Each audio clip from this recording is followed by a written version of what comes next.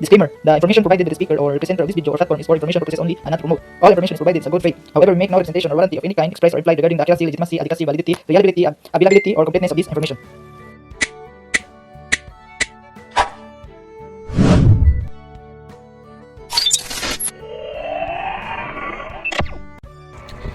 Hello guys, welcome back again to our channel. For today's video ay meron na tayong na-discover na isang free earning application na pwede natin pagkakitaan ng pera gamit sa ating mga e-wallet. So ang application na ito ay bago lang na-release. Kung tingnan po natin sa about this game ay makikita po natin dito na na-release po ang application ay noong June 9, 2025. So bago lang ito na application, ngayon lang month. So ang application na ito ay meron pong naka-download na 10,000 at wala pa lang siyang review. So subukan po nating review ang application na ito, kung paano po tayo maglaro at kumita at the same time at mag-withdraw. So dahil na-install ko na ito na application ay maglaro na tayo.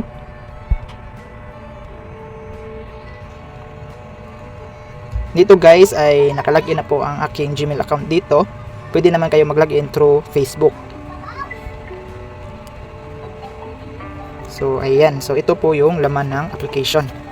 So simulan po natin dito sa bandang itaas bago tayo maglaro dito. So subukan muna natin pindutin itong red banknote withdrawal or red money. So dito maka-withdraw tayo kung umabot tayo sa minimum na 830 pesos. Sa withdrawal method nila dito ay pwede tayo maka-withdraw sa Lazada, GCash, Pimaya, GrabPay at PayPal.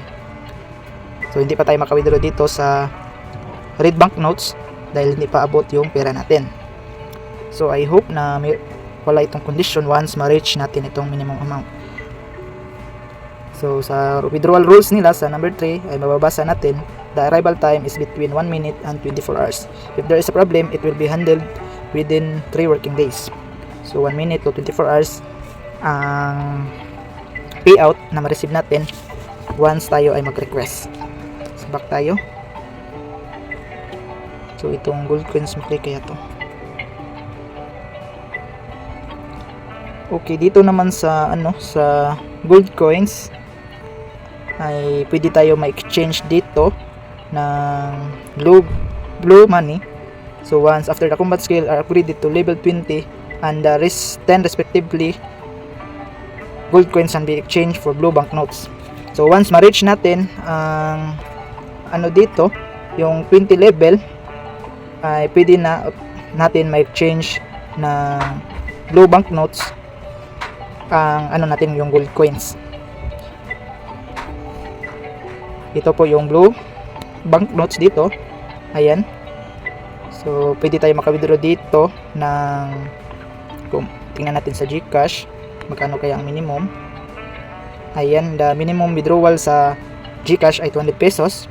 So sa Lazada ay subukan natin ito mamaya sa pag-withdraw sa Lazada kung ito pa ba ay ma-withdraw natin itong 27.50 pesos.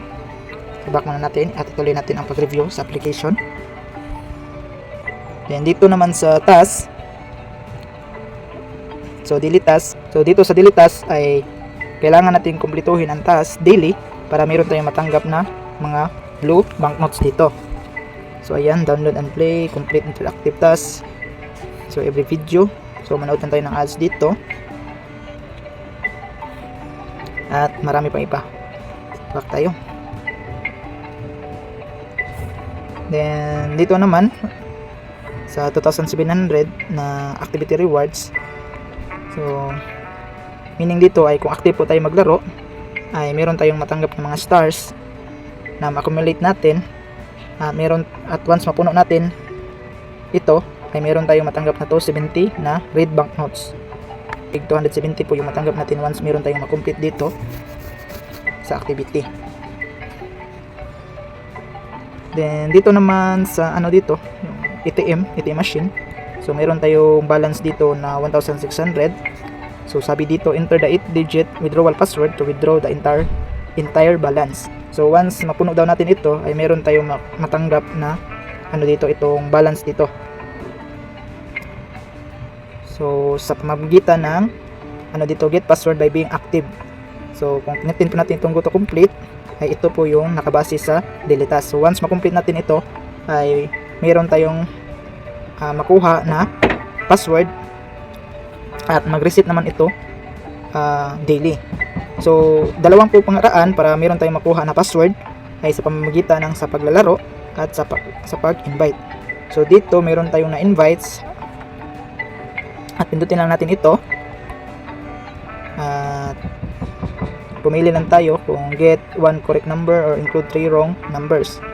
So pindutin natin itong choose this. Ayan, itong check. Ayan, meron na. Malapit na mapuno yung 8 digit. So pindutin na naman natin ito. Ayan. So back tayo dahil malayo pa sa 8 digit yung password. Then dito naman sa dito yung pang upgrade po ito sa mga fighters ito, at ito naman pang upgrade din ito. So ang purpose po ng coins dito ay pang upgrade. So once ma level 20 po ito ay sinabi ko na kanina ay pwede na natin exchange ng blue diamond, blue banknotes once ma level po ito, ma level 20, no? So habang hindi pa tayo maglaro, punta muna tayo dito sa invites naman. And dito reward for every invite. So once maka-invite po tayo, ito nga pala yung invitation ID ko. So meron kayong matanggap na 55 reward bonus once i-input niyo ito na code number. Pero once maklik niyo ang link ay automatic na po siya ma-input. So ito po yung mga total na makuha natin sa mga na-invites. Itong 11,000 na blue banknotes at saka itong 15 na red banknotes. So ito po ay nasa 11 pesos lang kada invites. So at itong 50 pesos ay nasa 50 pesos talaga ito na banknote. So nasa 61 po total lahat yung makukuha natin galing sa na-invites. Pero kung active po sila na maglaro. So sabi dito, if your friend passes the level 5, you will get 5 red banknotes at saka itong 1,100 na blue banknotes. So ang total po ito lahat, kung i-total po natin ay ito po yan ang lumabas. So ayan, makikita naman dito sa bandang baba yung mga total na rewards na na-receive natin sa galing sa na-invites natin. So meron tayong friends rewarded dito na 17 at saka unrewarded friends na 14. So ang ibig sabihin po nitong friends rewarded ay ito po silang nakaabot ng level 5. So ang samantala naman ay itong unrewarded friends ay hindi pa sila nakaabot ng level 5. So makikita naman natin once pindutin natin ito. Ayan yung mga friends.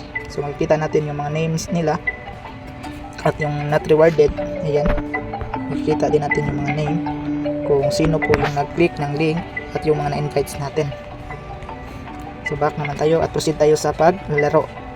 Then ang last po natin na gawin dito ay mag-withdraw po tayo sa Lazada. So back tayo. So subukan naman natin na maglaro dito. So ayan, nasa na tayo, level 4. So subukan natin. So i-drag lang natin sa left and right yung dito sa ayan. So very simple lang po gawin.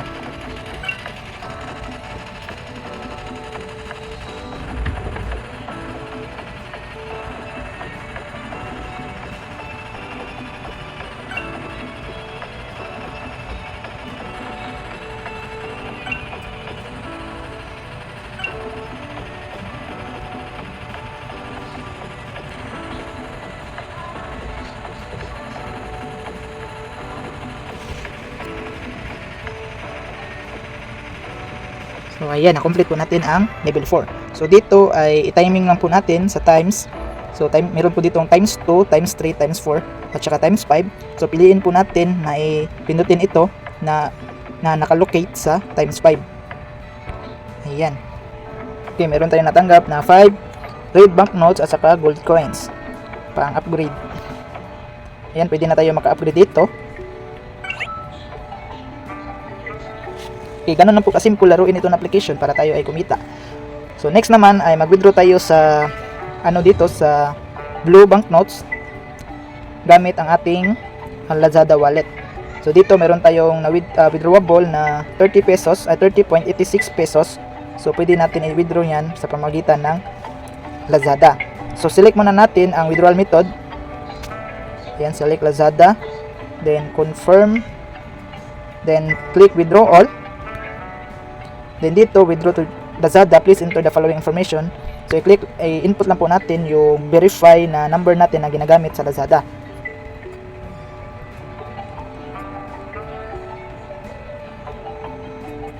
Then click withdraw. Ayan, please confirm your account. Then click confirm. Ayan, successful withdrawal, send you cash 30.86 has arrived. Click happy to accept.